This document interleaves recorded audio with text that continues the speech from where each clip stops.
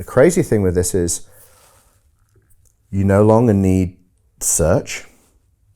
You could arguably say you no longer even need a website. So you don't need ads like getting in your way, because your sovereign agent is just going to go right around those to source. It wants something to scan the inventory on a website and give you the best price. It doesn't want to look at anything else. So cheapest, fastest, better, whatever, red. And so your experience of the web is going to be conversational. You're going to be communing with the web and these agent-based systems through your sovereign agent. So that changes everything.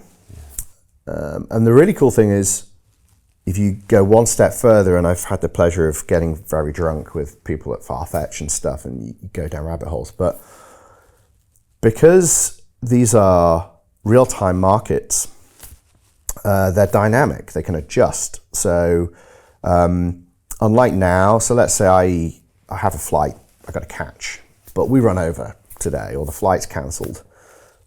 Me or somebody else then has to fix the brake. And there's this cascading effect of, well, then my taxi's at that airport, or I've got to change the booking for the night, or like, can I get my refund back, or how do I put the claim in for the airline? Currently, you have to do all that, or your PA has to do all that, or like whoever. This system will know Jamie's late for his meeting, or the flight's been cancelled, and it will just reorganize everything else. By the way, here's your new itinerary for the day. So that's where we're heading. And I can't see any other way of that happening without Web3 infrastructure. Okay, so those transactions will be on the blockchain? They might be settled right on like the Ethereum network, right. But they might happen in side chains, Okay. So currently you've got these innovations where you can kind of batch transactions on called layer 2s or roll-ups, where you need high throughput, low transaction costs and everything else. You might also want privacy associated to that, so you don't want that on-chain. And this is the benefit of zero-knowledge technologies. It allows all of that. You can have all this stuff happen off-chain, off the main chain, and then the outcome is just settled on-chain. And when do you think this actually starts happening? Time frame? We're kind of mid-23 right now. Yeah, it's a good question. I mean, if you'd asked me a year ago, I would have said a lot longer. But the dependencies to get there are less now than they were previously. Just even advances in large language models, the capital that's now kind of flooding into that. And the slow realization, what I think will be the increasingly quick realization is, this is just not all roads lead to Web3. So you'll go off on a few pathways, but like honestly, if you sat we've been thinking about this for a decade, and okay, maybe there's some innovation we've not thought about, entirely possible, but based on what we currently know, I can't see any other way of doing it at scale. And I think that realization will hit people very quickly. And look, Sam Altman's already building WorldCoin, so he knows about, it's not like he doesn't know about Web3. Yeah. It's interesting that he's still chosen to go down this kind of quite monolithic approach with AI, but tried to solve for its problems, by the way, with a decentralized network. So we're going to disrupt all your jobs and the world's screwed. Give us your eyeballs, we'll give you identity and UBI. I don't have any equity in OpenAI. I don't need to, because I'm going to create so much of a fucking problem. I'm going to monetize what I think is the solution. The solution is decentralized, the problem's centralized. Sound like a conspiracy theorist, Yeah. Jamie.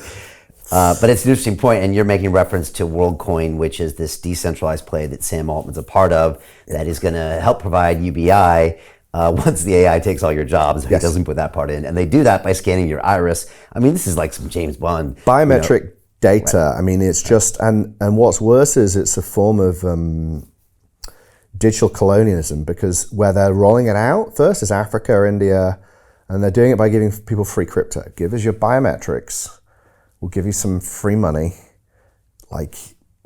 And I mean, just the whole, even the thing, it just looks dystopic. You're literally holding up an orb. It's like Stanley Kubrick's Oh, yeah. Open your eyes. Wow.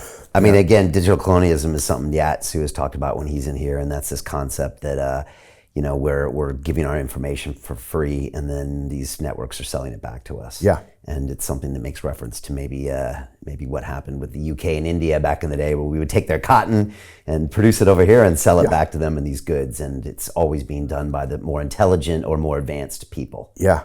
But so what's interesting is I spoke at a conference in The Hague.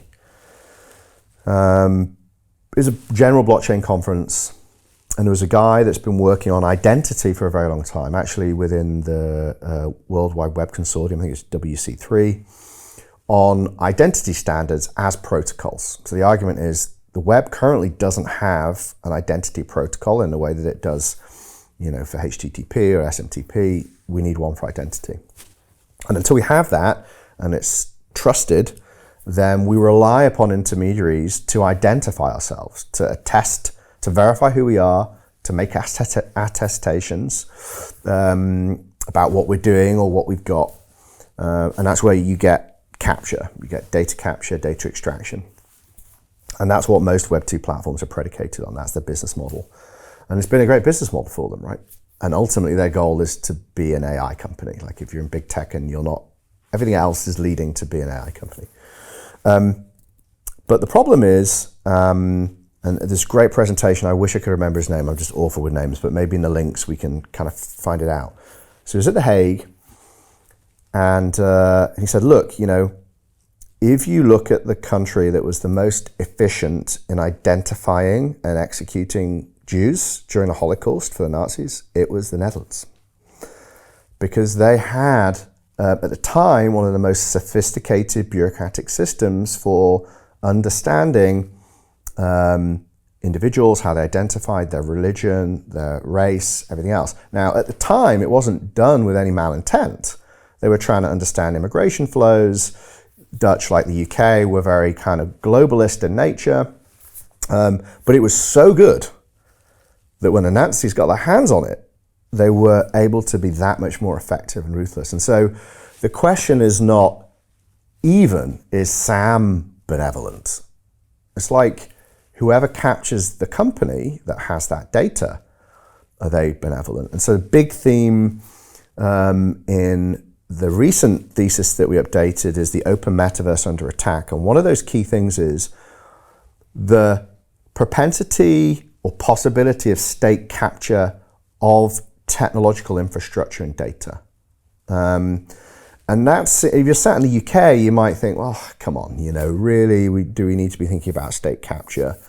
We don't really have that much of a culture of hardcore libertarianism, maybe that comes to the West Coast and US. But, if you're sat in other parts of the world, it's a little bit more obvious. If we've got to trust that a given state, might not knowingly or accidentally, open up this honeypot or use it for the wrong purposes. If we've even got that concern, we have a problem. So we should be building neutral technology that can't be captured. Bitcoin's the premise of everything in Web3 comes from that.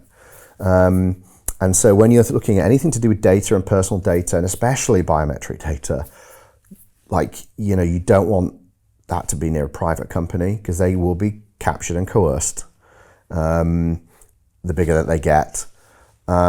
Twitter files. Yeah, and you don't want it on chain because, then anybody can take that data and, there's still genocide in Africa right now, in certain parts of Africa, like right now. And so anything where you're going to put biometric data on, for a free coin is just like bad design, poor design, and it's dystopic. So Jim Rickards has just recorded a video that's not available to anyone in the public, and he's going to be talking about how this upcoming recession is going to be fast, it's going to be bloody, it's going to be nasty. But at the same time, he's going to show you how you can position yourself to profit from all of this chaos. Now, we've made this video only available to our viewers. Go to londonreal.tv/Jim. Watch that immediately. I can't say enough good things about Jim Rickards. He understands the global economic system better than any guest I've ever had on London Real. His predictions are almost uncannily true, and you can learn how to profit from his vision, from his expertise, and his understanding of economics. So go to londonreal.tv/Jim or click the link below. It's an excellent, excellent look on what's going to happen in the future and how you can position yourself to profit from that. Jim is one of the best in the business, one of my favorite guests on London Real, and he's very, very good at predicting the future and showing us all to profit from it. So click the link, and I hope you enjoy.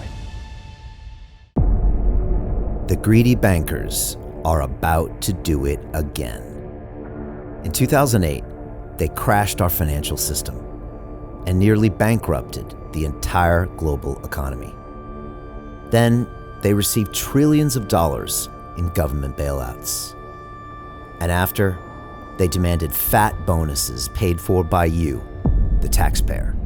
It turns out the banks haven't just been screwing the American taxpayers, they're also screwing over their investors. Turns out the banking industry is the worst place you could put your money, despite enormous taxpayer bailouts. Now the bankers are back to take away your financial freedom. They lie and tell you that cryptocurrency isn't safe. They try to make it illegal for you to choose how to invest your hard-earned money. They lie and say cryptocurrency is used by money launderers and criminals. But look at the record. It's the banks themselves that launder hundreds of billions of dollars every year to the biggest criminal operations in the world. Leaked documents have revealed how some UK banks have helped criminals, money launderers and Russians under sanctions. American authorities discovered that the Sinaloa cartel moved $881 million through HSBC accounts as bank officials turned a blind eye to the illegality. The bankers lie and say cryptocurrency is not a real investment. Meanwhile, the smartest CEOs in the world are buying billions and billions of it. The truth is that banks lie about cryptocurrency because it makes them scared. The banks take $9 trillion per year of your hard-earned money, and they are worried that they will finally be exposed. They're scared because crypto means they can no longer control your money, which means they can no longer control you. They are scared because you might actually understand your money and intelligently decide what to do with it. Now is the time for us to come together, fight back, and take control.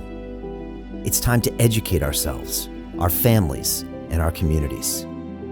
Because financial education means financial freedom.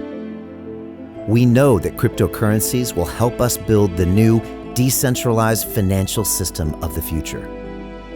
A banking system that is of the people, by the people, and for the people. A banking system where access to finance is a fundamental human right. A banking system that is free and fair and welcomes all humans on this earth. The DeFi revolution is happening. We, the people, can no longer be fooled. We choose to take control of our finances. We choose to take control of our freedom. We choose to take control of our future. Join us, and let's take back our financial freedom forever.